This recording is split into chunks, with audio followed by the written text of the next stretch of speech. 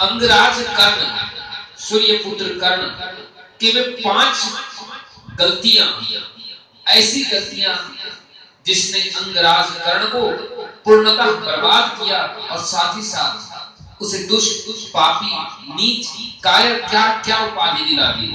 कैसे उसकी 5 गलतियों ने। इससे हम सीखेंगे कि जीवन में किसी भी मानव को अहमता ये 5 गलतियां कभी नहीं करनी चाहिए। सबसे पहला कर्ण की गलती थी कि उसने दुर्योधन से मित्रता निभाई। कुछ लोगों का कहना होता है कि दुर्योधन ने भरी सभा में सम्मान दिया तो कर्ण ने उसे स्वीकार लिया और कर्ण ने इसलिए मित्रता निभाई। लेकिन यही चीज जब भगवान श्री राम की बात आती है तो सुग्रीव की वजह से जब बाली का वध कर देते हैं तो बाली कहते हैं, हे राम, तो एक बार मेरे पास तो आप आकर के देखते, मैं रावण को बांध कर तुम्हारे पास ले आता और आपको लंका समेत सौंप देता और देवी सीता को मैं अभी छुड़ा लाता। ये तो कायर सुग्रीव क्या करेगा तुम्हारे लिए। तो भगवान राम कहते हैं, हे बाली, विजय पराजय या मेरी भार्या का छूटना या बंदी होना या तो भविष्य पर निर्भर है, परंतु एक दुष्ट, एक नीच व्यक्ति से मैं सहायता लूं जिसने अपने भाई का भार्या पत्नी को हरण कर लिया। ऐसे नीच पुरुष से अपनी भार्या की मुक्ति के लिए सहायता लेता। वही अंगराज कर्ण ने यही गलती कर दी कि उस दुष्ट दुर्योधन से राजगद्दी लेकर के मित्रता निभाने लगा, जिसने स्वयं अपने 5 पांडव जो भाई थे उनके अधिकारों का हनन किया था। यह कर्ण की सबसे बड़ी गलती थी। और एक गलती मनुष्य को कई गलतियों की ओर गिरता है। कर्ण ने केवल एक दुष्ट से मित्रता की तो देखिए नीच से संगत कैसे नीच बनाता है। कहा गया है ना, पानी से पानी मिले, मिले कीच से कीच, माया से माया मिले, मिले नीच से नीच। जब पानी, गंदे पानी में आप 1 लोटा गंदा पानी करके डाल दीजिए, धीरे धीरे धीरे सारा पानी एकत्रित हो जाएगा, लोटे की पानी भी एक जगह रह जाएगी, लेकिन बाकी सब कचड़े या तो नीचे बैठ जाएगा या तो छपीलने वाले होंगे, पानी के ऊपर तैरे तो पानी के ऊपर वह एक साथ आ जाएगा। तो दुर्योधन जैसे नीच व्यक्ति से अगर कोई मिलेगा तो वह भी अंततः नीच बनेगा। अब देखिए कर्ण कैसे कैसे दोष करते हैं। जब द्रौपदी का चीरहरण हो रहा था तो अंगराज कर्ण ही वो व्यक्ति था जिसने दुर्योधन को द्रौपदी के लिए उकसाया था। और दूसरी चीज, जब द्रौपदी आई तो कर्ण ही वो व्यक्ति था जिसने ये कहा था कि तुम दुर्योधन के जंघे पे बैठ जाओ, और वो हम कर्ण ही था जिसने कहा था कि 5-5 पतियों की पत्नी को वैसा कहते हैं। सोचिए कि केवल दुष्ट से मित्रता की तो कैसी मति मारी गई कि वह यहां तक भूल गया कि वह एक स्त्री के बारे में ऐसा बोल रहा है, एक स्त्री को चीरहरण के लिए समर्थन कर रहा है और दुर्योधन को उकसा रहा है कि दूसरी का पत्नी को हरण करो। जिस कर्ण को सूर्यपुत्र कहा गया, धर्मात्मा, अंगराज, दानवीर कर्ण, सोचिए नीच की संगत से कैसी बुद्धि भ्रष्ट हो जाती है। पहला तो उसने यहां पे किया, और जैसे दुष्टता का प्रभाव बढ़ता है और दुष्ट के साथ दुष्टता कैसे बढ़ती है, देखिए वो कर्ण, वो अंगराज कर्ण जो कभी किसी निहत्थे पर अस्त्र नहीं चलाता था, उस कर्ण ने अभिमन्यु जैसे नाबालिग 16 साल के योद्धा को 7 महारथियों के साथ मिलकर वध किया। और कर्ण यही नहीं रुके, अभिमन्यु को निहत्था करने वाले भी कर्ण ही थे। कर्ण ही वो योद्धा थे जिसने बाण चलाकर अभिमन्यु के हाथों से रथ की पहिया गिराए थे, जिससे अभिमन्यु निहत्था हो गया। और उस निहत्थे अभिमन्यु पर कर्ण समेत 7 महारथियों ने प्रहार किया, आघात किया और उस अभिमन्यु को मृत्यु के घाट उतार दिया। सोचिए कि एक वीर व्यक्ति भी दुष्ट से मिलकर के कायर की उपाधि ले लिया। क्या किसी नाबालिग योद्धा की मृत्यु पर सात सात योद्धाओं को मिलकर किसी एक 16 साल के नाबालिग बालक का वध वीरता कहेंगे? नहीं। एक दुष्टता कैसे तीन तीन पाप करवाते गए और पाप यही नहीं रुकी, पाप यही नहीं रुका। अंगराज कर्ण बात बात पर द्रोणाचार्य और भीष्म पितामह के विरुद्ध में भी दुर्योधन को उकसाने लगा कि ये दोनों अर्जुन को प्रेम करने से अर्जुन के ही बेसी है और अपनों में ही अपने आप को सब लड़ने लगे। और पांचवा सबसे बड़ी गलती थी कि शकुनी और दुर्योधन के साथ मिलकर के वो अर्जुन कर्ण ही था जिसने दुर्योधन को कहा था, और दुर्योधन ने जब कर्ण को कहा कि हे कर्ण, कृष्ण को बंदी बना ले, ये दूध बंद कर नहीं हमें धमकी देने आया है, तो अंगराज कर्ण ने कहा था हाँ हाँ मित्र, मैं इसे बंदी बना लेता हूं। तो भगवान श्री कृष्ण ने कहा था हाँ हाँ दुर्योधन बांध मुझे, हाँ हाँ कर्ण मुझे बांध मुझे। यानी जब मनुष्य जल में स्नान करने उतरता है तो जल के नीचे जो कीचड़ होती है उसमें स्वयं पांव चली जाती है। अगर दलदल हो तो जमीन में धंसकर वो मृत्यु को प्राप्त हो जाएगी, अगर कांच और कठिन चीज हो तो पैर में चुभ जाएंगे। अर्थात आप जिस चीज में उतर रहे हैं उसके नीचे जो भी होगा अंततः उसका प्रभाव आप पर पड़ेगा। आपने दुष्टों की सभा में उतरा तो उसके नीचे सिर्फ विनाश और केवल विनाश, और कर्ण का वही हुआ। अंततः कर्ण मान, सम्मान, नारी विरोधी, वीरता से कायरता कहला के अभिमन्यु को वध करके, और आज कुछ टीवी चैनलों में से कर्ण की जगह अर्जुन को नीच दिखाने की कोशिश करने लगे कि कर्ण के साथ छल हुआ, जबकि कर्ण ने दुष्ट से मित्रता करके अपने आप को आघात पहुंचाया। सोचिए जब भगवान राम अगर सीता को ना छुड़ा पाते तो संसार क्या कहता कि राम अपनी भार्या को भी नहीं रख सकता। खुद द्वारकावासी मजाक उड़ाते, फिर भी राम ने बाली का साथ नहीं लिया और कर्ण ने दुर्योधन का साथ ले लिया। ये तो हो गई नीच से संगत करने का परिणाम। अब दूसरा कर्ण की अहम भूमिका, अहम गलती क्या थी? तो ईर्ष्या। कर्ण को बचपन से ही अर्जुन से ईर्ष्या थी। जब कर्ण को यह पता चला कि द्रोणाचार्य ने अर्जुन को सबसे श्रेष्ठ धनुर्धर का उपाधि दे दी तो कर्ण को बड़ा चुभा। कर्ण को लगा कि मुझसे श्रेष्ठ कोई धनुर्धर नहीं है और मैं इसे प्रमाणित करूंगा। और देखिए जब आप किसी चीज को जिद में आ जाए तो कभी कभी आपकी नेत्र बंद हो जाती है, और यहाँ कर्ण ने वही गलती की। कर्ण ने क्या गलती की? जब अर्जुन की धनुर्विद्या की परीक्षा लिया जा रहा था द्रोणाचार्य से, तब कर्ण ने सबके मध्य में अर्जुन को ललकारा कि हे अर्जुन, मुझसे युद्ध करो और प्रमाणित करो। लेकिन उस वक्त अर्जुन की उम्र 16 वर्ष थी, जो कि अभिमन्यु की उम्र में मृत्यु हुई थी। और भीष्म पितामह ने कई बार युद्ध में अभिमन्यु को केवल इसलिए नहीं मारा कि हे अभिमन्यु, तुम नाबालिग हो, तुम 16 साल के हो, तुम योद्धा नहीं बालक हो, और बालक पर प्रहार करना कायरता होती है। अर्थात अर्जुन उस समय शास्त्रीय रूप से नाबालिग था, मात्र 16 वर्ष के थे। उसी समय जब कर्ण आए तो कर्ण की उम्र लगभग 26 वर्ष की थी।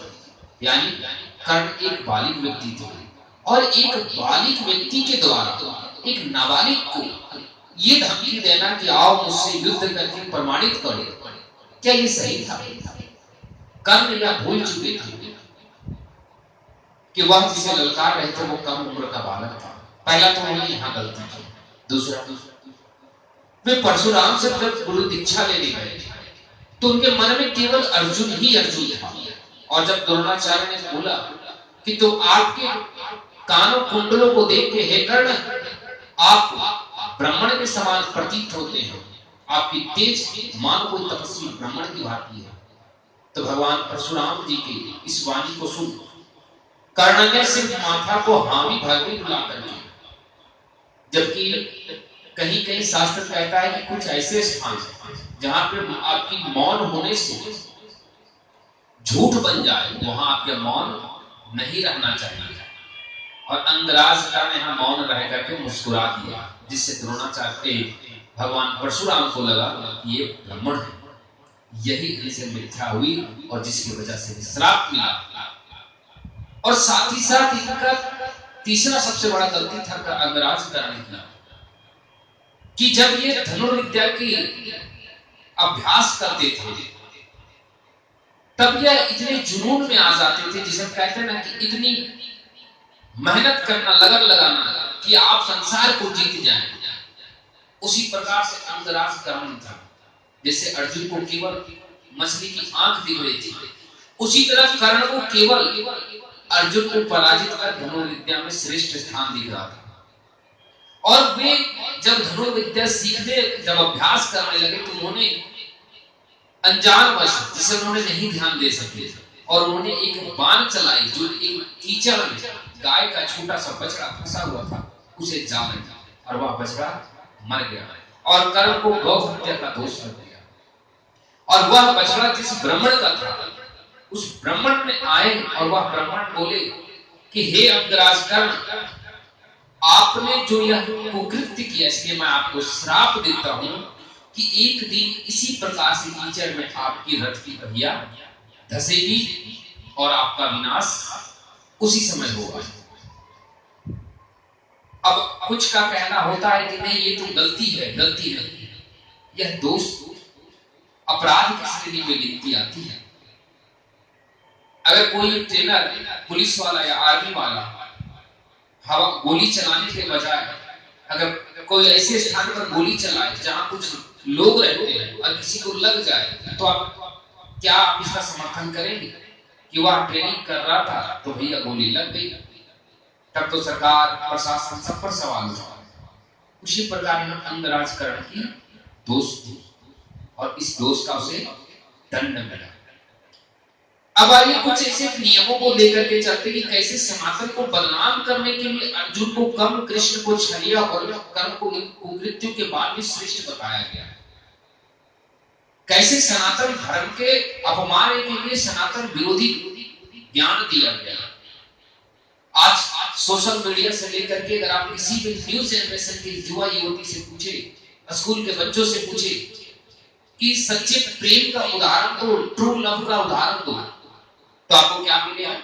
लैला मजनू, जोधा अकबर। वो अकबर जिसकी 3500 हराम खानाओं में महिलाएं हुआ करती थी, वह अकबर सच्चा प्रेम करता था। शाहजहां जिसने मुमताज के लिए ताजमहल बनाया, वो शाहजहां जो मुमताज के मरने के बाद उसकी उस छोटी बहन से शादी कर लिया, वो शाहजहां जिसने हजारों मजदूरों को मरवा करके और स्वयं को वीर साबित कर रहा था, वो शाहजहां हजारों लोगों का नरसंहार कर दिया, मजदूरों को।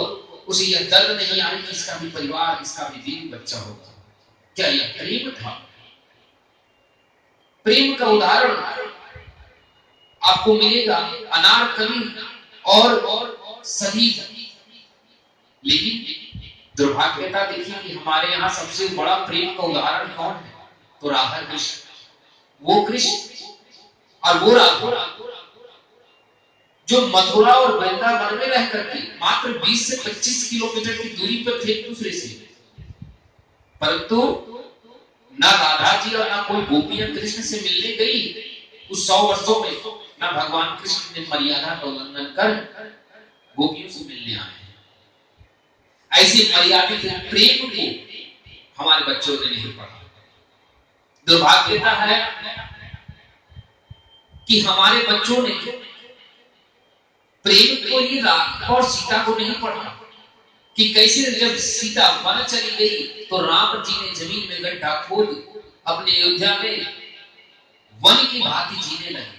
उन्होंने यह नहीं सीखा कि जब सीता जी का हरण हुआ तो राम नंगे पांव वनों में कांटों के बीच भटकते गए और सीता को ढूंढ रहे थे। ऐसी महान प्रेम की गाथाएं हमारे यहाँ, लेकिन हमने नहीं पढ़ा। यही तो दुर्भाग्य है हमारे कि हम प्रेम की गाथाएं तो पढ़ते हैं,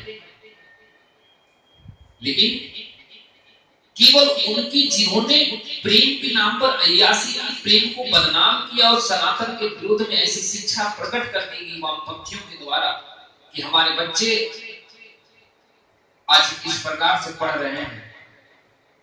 और माता पिता का भी दुर्भाग्य देखिए कि हमारे सनातन परंपरा में कैसे आजकल के माता पिता हो गए कि बच्चों को ये तक नहीं बता पा रहे हैं कि राधा कौन है, कृष्ण कौन है, बस राधा राधा रटवाए जा रहे हैं। और बच्चा के मन में आज भी जोधा अकबर का प्रेम अमर है, लैला मजनू का प्रेम अमर है, लेकिन कृष्ण और राधा का प्रेम के बारे में किसी को नहीं पता। बस वह इतना जानते हैं कि राधा और कृष्ण रास रचाएं तो प्रेम हो गया। प्रेम धर्म के अनुसार से होता है, जो प्रेम धर्म से मिले वही प्रेम होता है। 3500 महिलाओं को 7,000 महिलाओं के साथ संबंध रखने वाले मुगलिया सल्तनत के सत्ताधारी ये जिहादी लोग प्रेम के प्रतीक बन गए और सिद्धि 16,008 रानियों के साथ रहने के बाद भी जिस कृष्ण के मन में राधा सदैव बसी रही, उस कृष्ण को हमने आज तक प्रेम का आइडियोलॉजी से वो दशरथ महान जी जिसने पत्नी के मर जाने पर पहाड़ को चीर दिया और पहाड़ को जब चीरने लगे दशरथ महान जी तो उन्हें एक सांप ने काट लिया अंगूठे में, तो उन्होंने अपना अंगूठा काट लिया और किसी ने पूछा कि तुमने अंगूठा तो काट लिया पर सांप को क्यों नहीं मारा? तो दशरथ महान जी कहते हैं मेरी पत्नी मरी तो मुझे इतना दुख हुआ, अगर ये सांप को मैं मार देता तो सांप का भी परिवार है, उसे भी तो दुख होता। और सांप ने मुझे काटा इसलिए नहीं कि उससे मुझे से दुश्मनी थी, मैं इस पहाड़ को तोड़ रहा हूं कि मेरे लिए अस्पताल और मेरा गांव नजदीक हो सके, लेकिन इस पहाड़ में उस सांप का घर है, मैं उसके घर को जा रहा हूं तो उसने काटा। जब मेरा घर का कोई मरा मुझे इतना दुख हुआ तो किसी का घर उजाड़ रहा हूं उसे भी दुख होगा। और दशरथ महान जी मुस्कुराने लगे और सोचने लगे कि सांप ने मुझे काट करके बहुत अच्छा किया कि मैंने उसका घर भले ही अपने प्रेमवश उजाड़ दिया तो उसने मुझे दंड दे दिया। ऐसे प्रेम के ज्ञान को और प्रेम के प्रति त्याग रखने वाले दशरथ महान जी को हमारे बच्चे नहीं पढ़ पाते और केवल उन्हें छोटी मोटी कहानियों में सिमट दिया। यही दुर्भाग्य है सनातन परंपरा की। इसीलिए अपने बच्चों को जब आप बैठाएं साथ में तो उन्हें यह बताएं कि पुत्र कर्ण भले ही दानवीर था पर क्या क्या गलतियां किया, कैसे अर्जुन श्रेष्ठ थे, कैसे कृष्ण कभी किसी के साथ छल नहीं करते। कर्ण ने जिस छलता से अभिमन्यु का वध किए वही छल भगवान कृष्ण ने कर्ण के साथ किया। तो अगर कृष्ण छलिया तो फिर कर्ण श्रेष्ठ कैसे? यह वामपंथियों द्वारा केवल भगवान श्री कृष्ण को अपमानित करने और उन्हें छलिया कहने और कर्ण के सामने कमजोर दिखाने के प्रयास। ऐसे महान योद्धाओं को हमारे धर्म के बारे में जो अवरुद्धित कहानियां हमारे बच्चों को पढ़ाया जा रहा है, इसके लिए अपने बच्चों को समझाएं और सही सही कहानियां पढ़ाएं और सही कथाओं को सुनाएं। साथ ही साथ हमारी कथाओं को सुनने के लिए नित्य संध्या शाम 6 बजे हमारे आश्रम में आए, जो कि श्याम कुटी के पीछे परिक्रमा मार्ग वृंदावन, श्याम कुटी के पीछे नारायण के पधाम में हमारी कथा नित्य चलती है। साथ ही हमारी कथाओं को, हमारे ज्ञान को और हमारे धर्म मार्ग को, धर्म की वास्तविक जानकारी को पाने के लिए हमारे चैनल को सब्सक्राइब करें तथा इसमें जुड़े। इसमें आपको हर वीडियो जरूर मिलेगी। धन्यवाद। जय श्री नारायण। राधे श्याम। फिर मिलते हैं पुनः कल संध्या शाम 6 बजे।